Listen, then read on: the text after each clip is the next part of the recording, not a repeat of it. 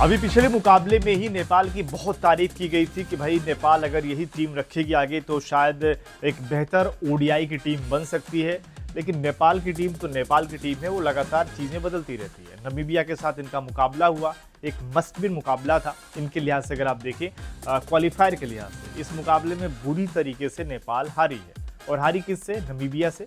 Namibia और नेपाल के बीच में जब जब मुकाबले होते हैं तो रोमांचक तो होते ही हैं, हम खासतौर पर T20 में।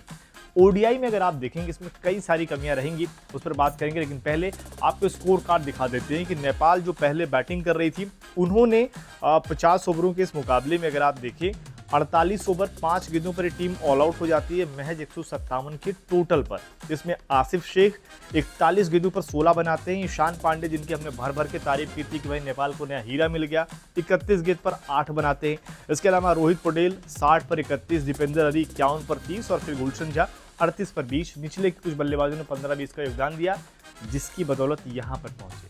अब एक टोटल ऐसा था जिसको ऐसा नहीं कह सकते कि डिफेंड नहीं किया जा सकता। विकेट ऐसी थी क्योंकि जे स्मिथ अगर आप देखें नमीबिया के, उन्होंने 27 रन देकर 6 विकेट निकाले, स्पिन को मदद मिल रही थी। लेकिन नेपाल के साथ क्या हुआ? नमीबिया ने 37 ओवर में इस टोटल को चेस किया। उनके माइकल वेन ने 78 गेंदों पर 51 रन की पारी और जैन फ्राइलिंक ने 89 गेंदों पर नाबाद 77 रन की पारी की।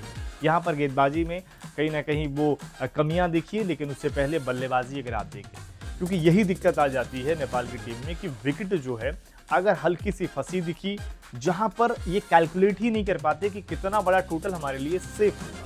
वही चीज़ है कि आपके प्लेयर 50 गेंदों पर 30 बना रहे हैं, 60 गेंदों पर 32 बना रहे हैं। यही दिक्कतें आपको यहाँ पर इस मुकाबले में आई है। और इस पर हमने बार बार बात की है कि भाई नेपाल के साथ क्या कि अच्छे ट्रैक पर रन बनाते हैं, लेकिन जैसे ही मामला ये होता है ना कि कुछ विकेटें जल्दी गिर गई हैं, तो ये टीम जो है ये फिर सही से कैलकुलेशन नहीं हो पाता इनका कि 50 ओवर में कितने रन बनाने ज़रूरी हैं। बस इनको लगता है कि विकेट ना गंवाएं, रुके रहें। जबकि आपके पास एक ठीक ठाक बैटिंग की डेप्थ है, उसके बावजूद भी ये गलतियां करते हैं। और स्पिन जहां गेंदबाजों को मदद मिला, जबकि नेपाल की टीम जो स्पिन खेलने के लिए जानी जाती है, इनके पास ज़बरदस्त स्पिन गेंदबाज है, इनके पास स्पिन बल्लेबाज भी ज़बरदस्त तरीके के हैं, उसके बावजूद भी ये उसी ट्रैप में फंसते हैं। आमतौर पर शॉर्ट पिच गेंदों पर फंसने वाली टीम यहाँ पर स्पिन के ट्रैप में फंसी। और एक तरीके से अगर आप देखें जे स्मिथ, जिनका कहीं ना कहीं एक्शन भी आपको प्रभावित करता है, अलग तरीके का एक्शन है, उसमें भी ये टीम मात खा गई।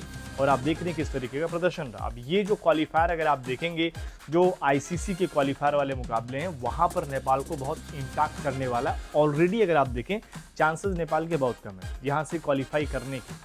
लेकिन एक मौका ज़रूर था कि आप यहाँ जीतते, आने वाले मुकाबले जीतते तो आप आसानी से क्वालिफाई कर सकते थे, क्योंकि बाकी टीमों के मुकाबले और आपके मुकाबले अब लगभग सेम पेज पर हैं कि यहाँ से एक आध मुकाबले भी अंतर पैदा कर सकते हैं। और वही हुआ, हार मिली है। लेकिन आपके हिसाब से क्या लगता है कि नेपाल को क्या कुछ सुधार करना चाहिए अपनी टीम में, खासतौर पर जब वो ओडीआई के स्क्वाड बना रहे हैं, ओडीआई की टीम तैयार कर रहे हैं? अपनी राय कमेंट बॉक्स में ज़रूर।